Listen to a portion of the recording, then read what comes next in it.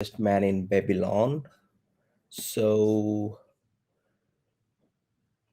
I understand, after yesterday's session that I didn't share the screen and the audios were not recorded. Apologies for that.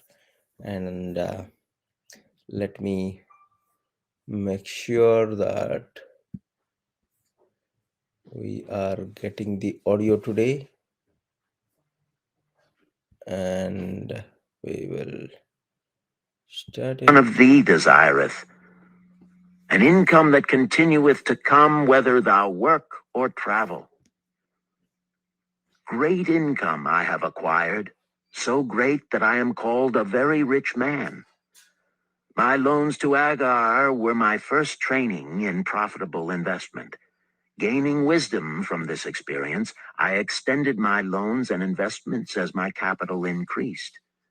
From a few sources at first, from many sources later, flowed into my purse a golden stream of wealth available for such wise uses as I should decide. Behold, from my humble earnings, I had begotten a horde of golden slaves, each laboring and earning more gold. As they labored for me, so their children also labored, and their children's children, until great was the income from their combined efforts. Gold increaseth rapidly when making reasonable earnings, as thou wilt see from the following. A farmer, when his first son was born, took 10 pieces of silver. So we Was covered experienced in this, handling money for profit. the power of Such compounding advice is compounding effect, what he mentions about. So we discussed about that yesterday, so just skip it because it has gone back a bit in today's session, so we'll go through it real quick. freely given for the asking, and may readily possess a value equal in gold to the sum thou considerest investing. In truth, such is its actual value if it save thee from loss.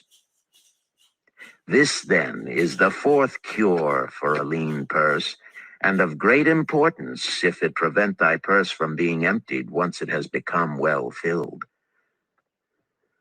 Guard thy treasure from loss by investing only where thy principal is safe, where it may be reclaimed if desirable, and where thou wilt not fail to collect a fair rental. Consult with wise men.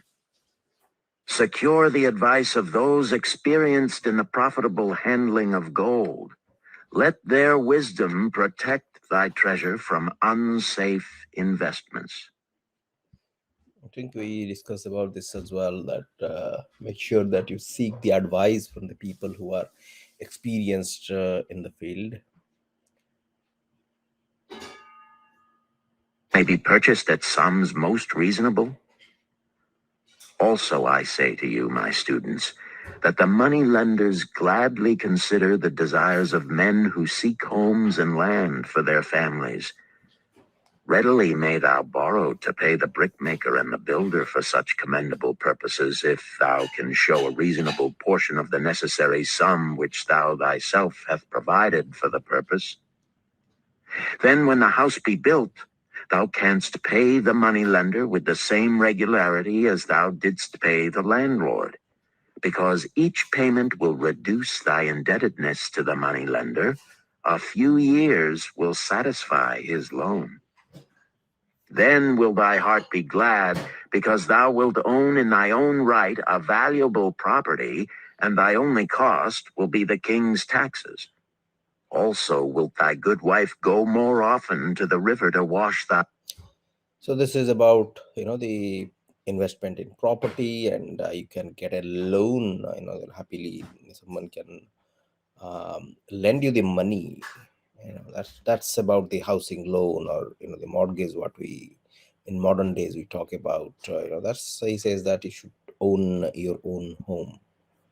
and or any partnership to operate. It must be as stable as the king's throne. Someday do I feel that such a plan shall come to pass, and be a great blessing to many men, because even the first small payment will make available a snug fortune for the family of a member, should he pass on.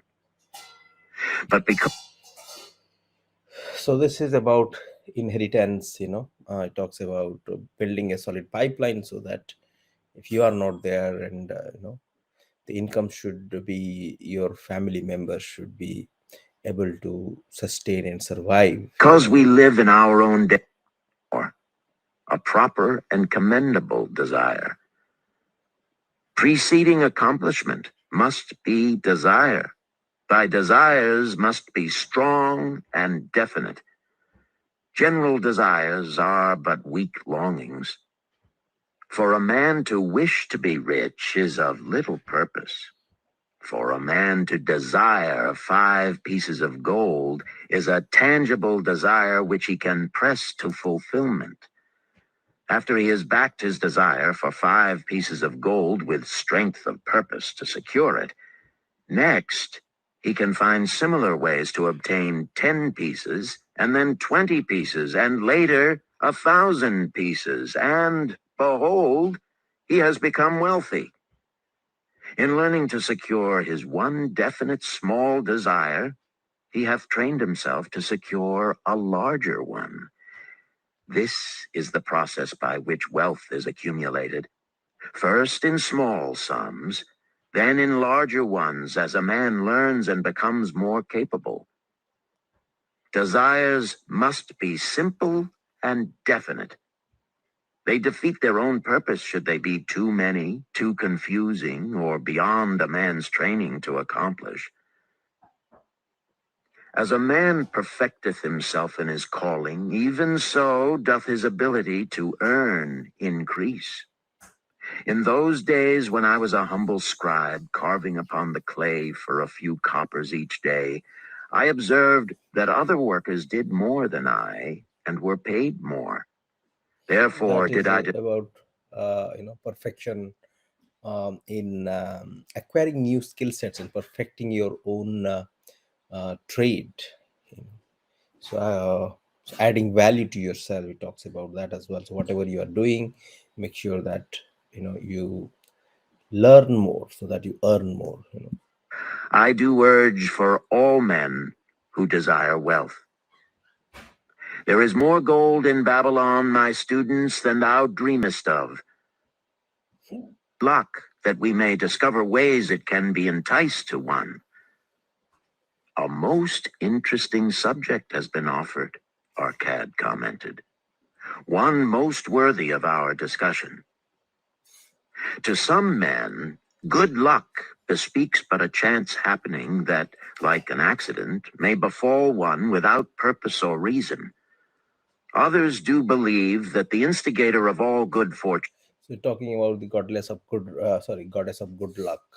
Is there anything called good luck? She explains that in detail as well. That you know, so if you wait for good luck to come, so it there is nothing. It will never come. And it also says that when the opportunity comes, and if you do not take on the opportunity or take up the opportunity, then um, you just lost it. So that means you will see, as you live your life, you will see opportunities around. If you do not leverage on those, then it is of no good. So Common to most men, the love of taking a chance with a small amount of silver in the hope of winning much gold. That so that's it. Now talks about gambling. A lot of people, they have a desire. It talks about wish and desire before, and a lot of people have the desire that to earn a lot by gambling. Okay, so you put a bit of a money and then you are expecting to earn a lot. He talks about gambling is always designed um, to buy the person who provides the gambling platform for that person's to win. Why? Because that is that person's business. That is supposed to make that person money. So for if that person in a gambling game, if that person who puts up the game is he is the one who's put it together to help him to make the money. So that means somebody else is losing the money. So who is that person? That's the people who gamble. So that she talks about how risky is that.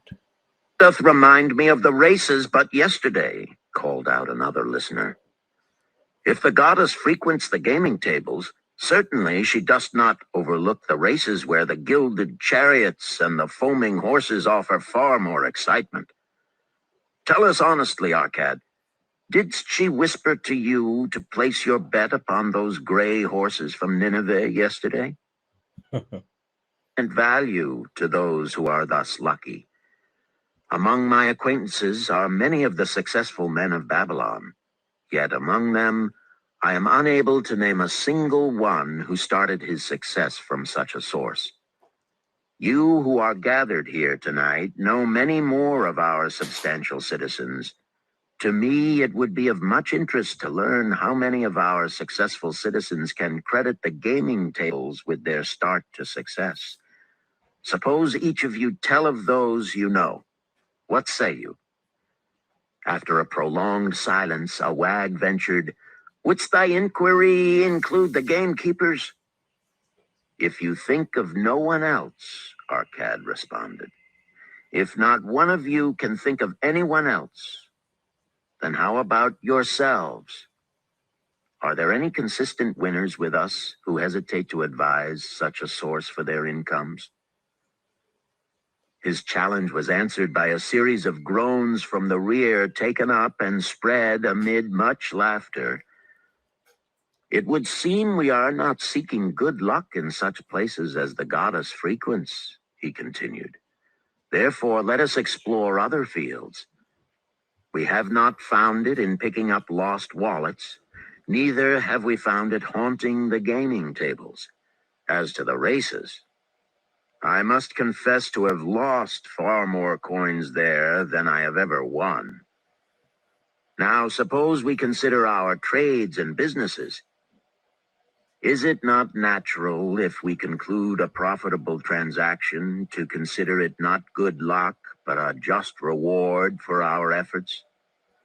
I am in So it talks about good luck. What is the definition of good luck? It talks about gambling. Sometimes if you win, it's not luck, or a good luck. So it's a very highly risky field you are playing on, and for every win, there is 10 times more chances of you losing as well. So, that's a bit of a good analysis on the gambling part of it as well. desire to see thou profit from a knowledge of the thoughtless mistakes of thy father. This do I most ardently desire, my father, I replied. Then this do I advise. Do what I should have done at thy age. From thy earnings, keep out 1/10 to put into favorable investments. With this 1/10 of thy earnings, and what it will also earn, thou canst, before thou art my age, accumulate for thyself a valuable estate. Thy words are words of wisdom, my father. Greatly do I desire riches. Yet there are many uses to which my earnings are called. Therefore do I hesitate to do as thou dost advise. I am young. There is plenty of time. So I thought at thy age. Yet behold, many years have passed, and I have not yet made the beginning. We live in a different age, my father. So these are the excuses he talks about, that a lot of people are different phases of life. So somebody who is who knows the trick, and somebody elderly teaches the kids, and then it talks about the children saying that, okay, I'm too young to do anything, because so these are all excuses. He says that, okay, so that means they never get it done, and then the time passes on, and then you look back and say that, oh, okay, time is lost, and I should have done something before. But time once gone, it's gone, it's never going to come back. So that's kind of it talks about people, few people, they get extremely wealthy when they are young, and and those are the people who understand the the principles and the discipline themselves to go ahead and execute their plan or the teachings what they receive. And taken this step in his early manhood when this opportunity came to him, this day he would be blessed with much more of this world's goods. Should the good luck of our friend the cloth weaver cause him to take such a step at this time, it will indeed be but the beginning of much greater good fortune. Thank you. I like to speak also, a stranger from another country arose. I am a Syrian. Not so well do I speak your tongue. Okay, I wish so to this call Syrian person, we discussed about him yesterday as well. elderly farmer who, like ourselves, found himself locked outside. Honored sir, he addressed me, from thy appearance I do judge thee to be a buyer. If this be so, much would I like to sell to thee the most excellent flock of sheep just driven up. Alas, my good wife lies very So they talk about the story of how they, so you have to take immediate action or take actions when you see the opportunity comes. He talks about that a story when so there was a herd of sheep. So he was looking to buy. This person wanted to buy the horses, that they couldn't find good horses, and then in the night when they were just resting near the palace, um, this man comes and says that, you know I have a herd of sheep and I want to sell it off, and he talks about, he pleads that, okay, I have to go back because my wife is sick, and to take care of her. But this person, I think the buyer, he is very reluctant and was not sure as well whether this is the right person is selling the sheeps. And so he didn't agree the deal because he was willing to sell it quite cheap. And then when the morning, in the morning when the palace door opens and all the people they're rushing out, and then they see the sheeps, and again, the price goes substantially up. Okay, price of the sheeps. And he talks about the thing that if you do not take action right away when you see an opportunity, then opportunity doesn't stay there long, it's gone. sick with the fever. I must return accomplishments. The tale I did relate is but one of many similar instances I could tell to show how it drove away my opportunities. 'Tis not difficult to conquer once understood. No man willingly permits the thief to rob his bins of grain, nor does any man willingly permit an enemy to drive away his customers and rob him of his profits. When once I did recognize that such acts as these my enemy was committing, with determination I conquered him.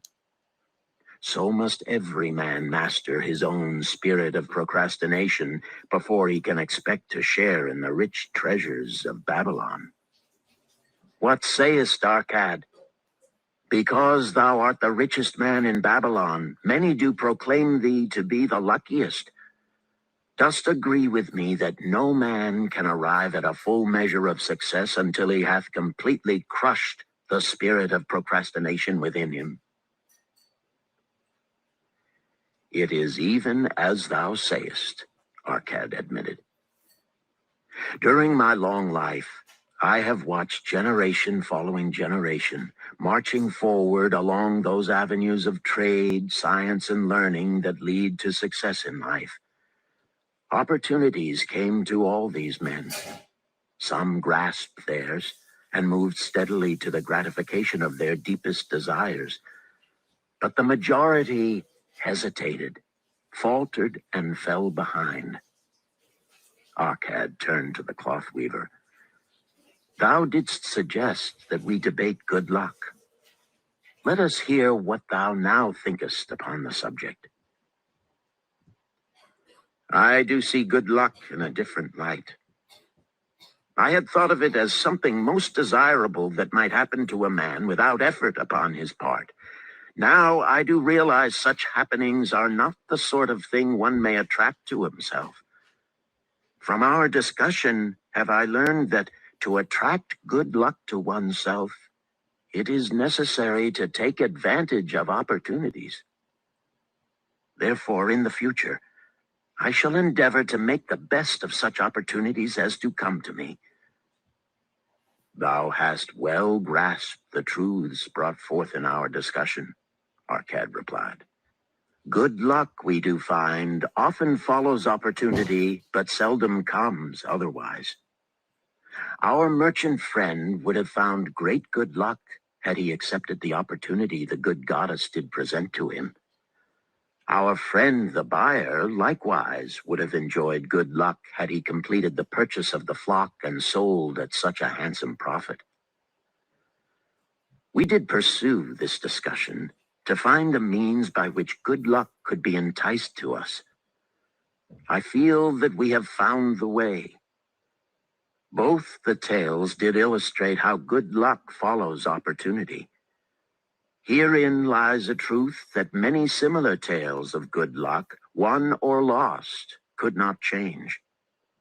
The truth is this: good luck can be enticed by accepting opportunity.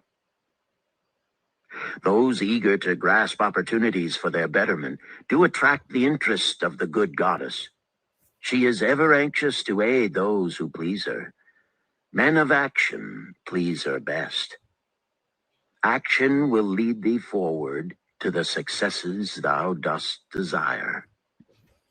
So, so moral of this lesson or the story, what he mentions here is, so good luck comes to those who seize the opportunity and then they take action on it. So that means they just grab the opportunity and then take advantage of it and take actions. And it doesn't come to those, or you can't say it's a good luck when the opportunity comes and you do not take any action. So opportunity with action, makes it a good luck. Men of action are favored by the goddess of good luck.